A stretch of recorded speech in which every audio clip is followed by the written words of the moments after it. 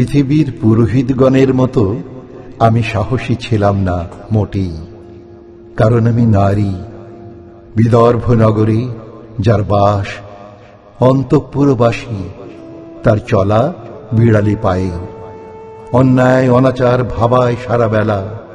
নারী জগজ্জঞ্জাল ভাষাহীনা, অবোধ সরলা, ভাবতেই ভালো লাগে।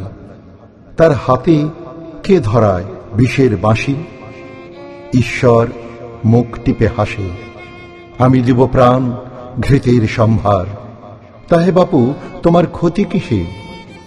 মাথার ভেতরে চিন্তার ঘূর্ণিপাক, চারিদিকে এখন সকাল।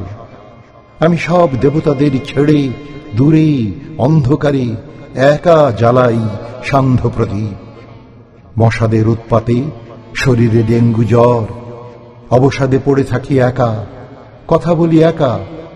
ওদিকে ফসলের ক্ষেত থেকে ভেসে আসে পচা ইঁদুরের মতো কুটো ঘ্রাণ। জানালার হুট খুলে বসি দুঃখ বিলাতে। রোদের নরম আলো শিশুর গালের লাল, একাকার হলে সুখের পারিজাত ডানা মেলে। দুঃখের জীবাতু রোদ ছায়া এক করে শোনায় আবার অবসাদের গান। সুখের সাধ্য কি আর আমাকে আপন করে?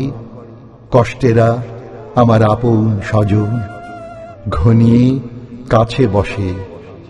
কি বলবো আর, ভালোবাসাবাসী দুধের মাছির মতো শোক সন্তাপ নয়। দুঃখ আমার সরল দিনে প্রীতম বন্ধুর হাসি, যে আমাকে যাবে ছেড়ে চির অনাথ করে। সেই থেকেই দুঃখ আমার হলুদ বাসন্তী শাড়ি, সাষ্টাঙ্গে পেঁচিয়ে তারেই সোহাগ করি।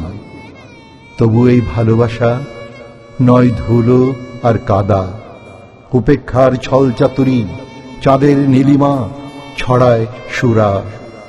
মরা কার্তিকে ঘাসের গন্ধে ক্ষুদ্র তৃণের বুকে শিশিরের জলের নাচন।